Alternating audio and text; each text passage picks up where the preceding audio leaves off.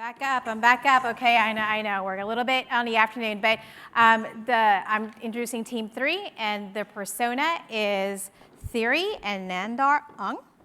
Here you go. Stage is yours.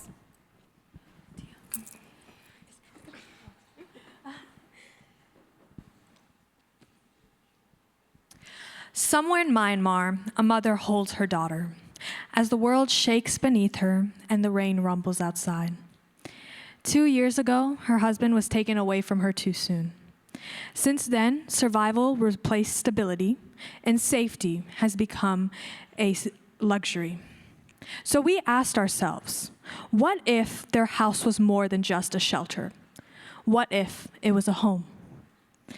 It is for this reason we introduce the Bloom Box, a sustainable, mini, portable home that is tailored to Myanmar's unique environment.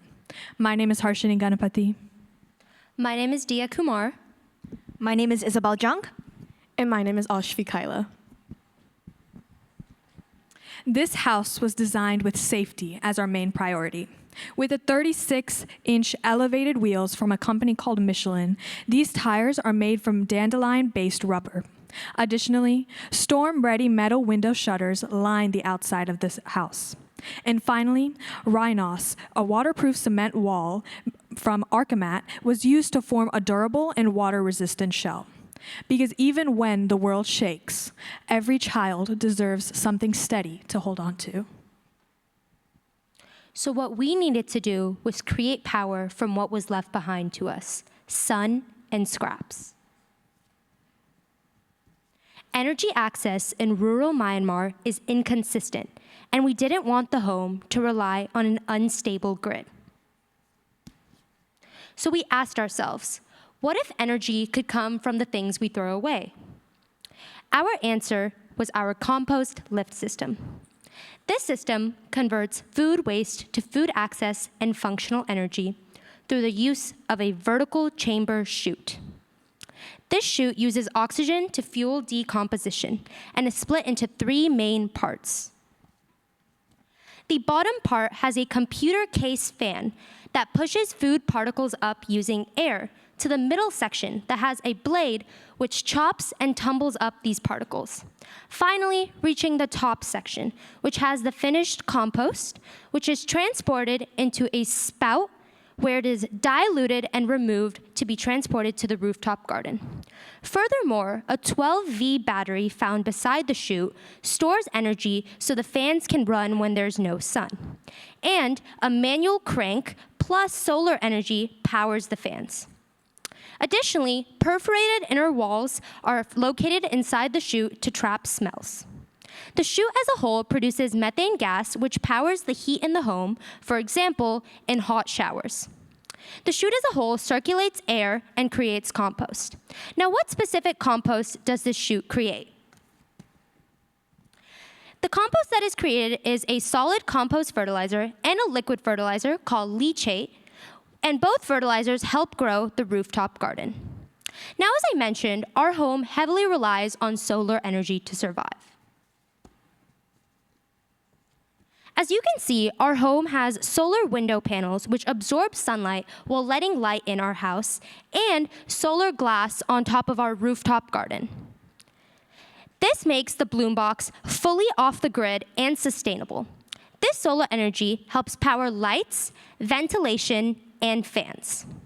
This system works quietly in the background so Nandar and her mom can focus on rebuilding rather than surviving. We wanted to make sure that little Nandar doesn't just have a roof over her head, but also has a chance to dream. To incorporate education, the Bloom Box took 2 key initiatives. Number 1, we created a built-in under-the-table library beneath the dinner table. And in this compartment, where she can keep her books, we tried to maximize efficiency, and we tried to create it with a dual purpose, where Nandar can share a meal with her mother while also completing her homework. In addition, we created an aquaponic garden system, which is a fish tank and a lettuce garden. This closed-circuit to loop system allows the food waste or the animal manure waste to refertilize the lettuce garden on top, which solves food insecurity, while also making sure it teaches Nandar responsibility and empathy by taking care of another life.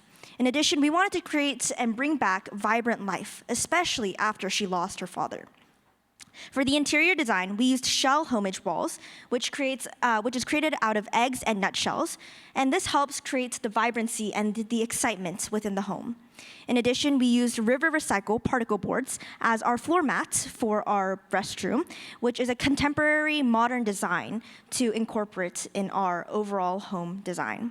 And these features of education and the design overall make sure that we can make a house that is efficient, even without using too much resources or too much money. Nutrition is often a struggle after disaster, and food insecurity weakens everything else. That's why the Bloom Box grows its own food right at home. We have a greenhouse at the top, and it grows vegetables like tomatoes and grapes, which can survive even when there's a drought.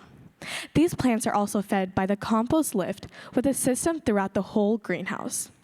This reduces dependency on grocery store purchases for Theory, as everything is right there on her roof. Myanmar has very extreme weather. Some days there's drought, other days there's flood. Since water is a valuable resource, we created the rainwater collection system. It collects rainwater and purifies the water through this pipe when water is being used. The others is stored here, over there, in the cup, during times of drought. And since this home is mobile, but gas transportation is expensive, and it can emit greenhouse gases into Earth's atmosphere. That is why we had the wind turbines to convert kinetic energy into electrical energy, along with our solar panels. The Bloom Box isn't just about surviving disaster. It's also about living beyond it. Bloom Box is a house that powers itself, grows its own food, takes care of its own children, and it stays grounded even when the world shakes. Because this is Bloom Box, a small home that is more than just a shelter. It's a chance to start again for both Nandar and her mother, both together. Before we end this presentation, let's do a small chant. If I say Bloom, you shout Box. Bloom? Box. Bloom? Box. Bloom? Box. Thank you. Fabulous. Wow. Thank you, ladies.